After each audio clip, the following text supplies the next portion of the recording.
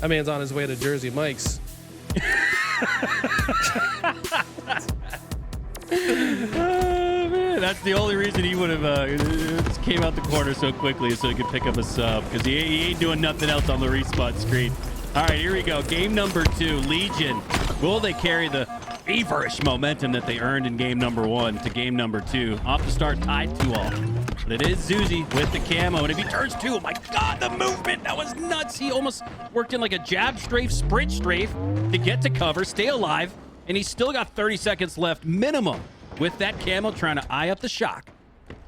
Man, if this team can play with this kind of like power and finesse against the higher seeded teams, I mean, this is a team that's poised for some upsets. Dude. We already saw Gunplexion and Little Gators make it to the last round of open bracket at the last LAN on that Believe the Hype roster, but they look even better with the Zuzi twins. Looney with a crazy turnaround kill there, but regardless, Legion are playing insane. You know Zuzi's confidence is just at an all-time high right now, because he had a one-shot, 1 HP Looney, and he still tried to disrespect him with a shock rifle headshot. But now, the error in judgment leads to the snipe in the hands of Looney, and despite being a 6-kill game just moments ago, they've cut that lead in half. So huge bounce back, and the shock is in the hands of Looney, who we've seen pop off with precision weapons. Little Gators, you got to check your corners, because Looney is ready to get 4 dead. How do they play this though? Do they want to force the gold spawn? Yeah, they back up, they check where they're spawning. Now by taking all this space, have forced all gold spawns. Oh! And Looney with a beautiful no-scope headshot. Legion have nowhere to go. It's a butterfly effect.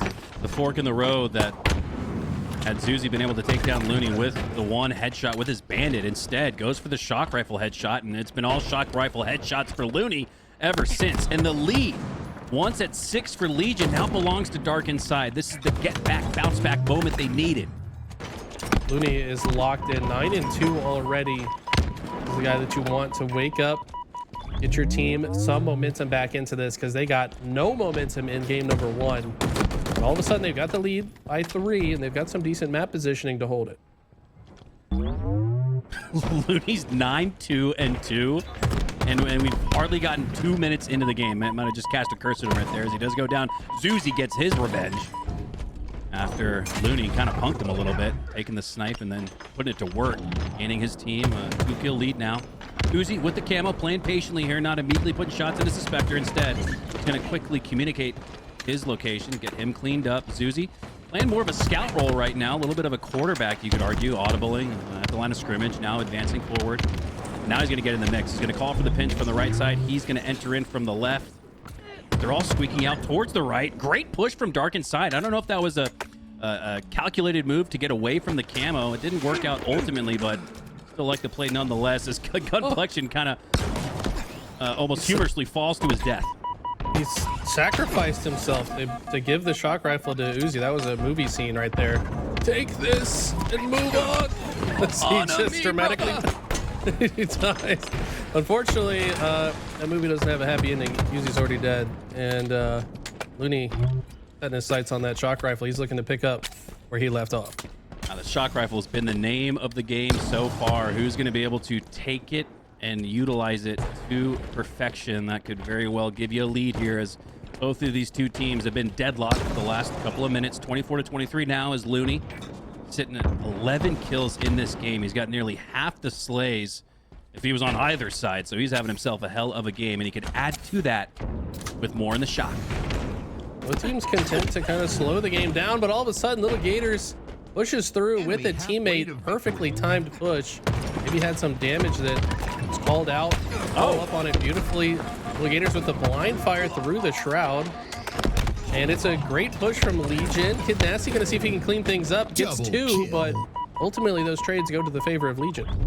28-26. This one's still too close to call, as Looney works his way from the C platform up the stacks. Now looking to stack a couple of dead bodies in the elevator, turning towards his right as a 1 HP opponent. Little Gators does not land the sticky. Thought he might have gotten enough to even gain some splash damage, but none goes through. So Looney's able to push up unabated, full shields, earns the assist, some shaky shots, not worse for the wear, as they're able to take down a couple more, maintain their 2-kill lead, as they're the ones claiming the lead into the 30s, but it's still way too close to call. if you're Looney, maybe overheating a little bit, moving a little bit too fast. A couple of these engagements, was bailed out by a teammate before, but when he isolates himself away from his team, it's not going to work out. That's going to lead to Zuzi grabbing the camo. He's the one that's been hopping off, at least in game 1, and so far he's 10-6 in this one as well, so continuing to slay out. He's going to get some information and play this perfectly so far. Better shock rifle control so far for Dark Inside, but better camo control for Legion on the other side. What's going to come down to be the difference here as Zuzi working that camo, just earned himself a couple of assists. Now just waiting for intel, communication off the spawn. Where's Dark Inside pushing from? They have a little bit of an L-shaped formation here. 3 at the C side, 1 over on the glass. So we have a momentary standstill here. 36-34. The lead has flipped back in favor of Legion, a la the camo.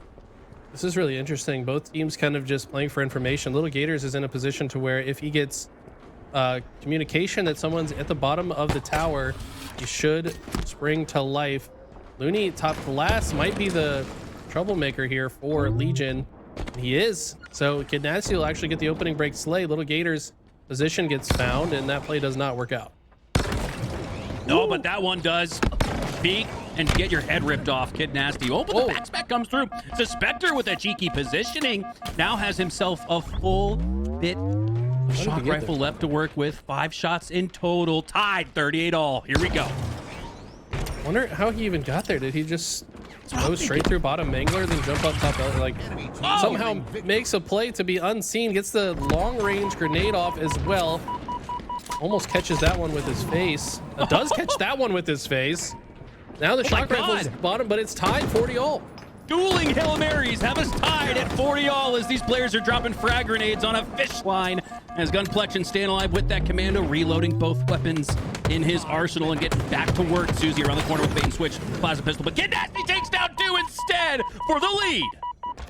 Here we go. A 3-kill lead in the end game is massive. Super CC can't get ahead of himself, running into another grenade. And he goes down. So just like that, it's a 2-kill game. Only one of those kills were traded out. Complexion finds a beatdown onto Kid Nasty and doesn't trade out. And Looney has to use his grapple to retreat.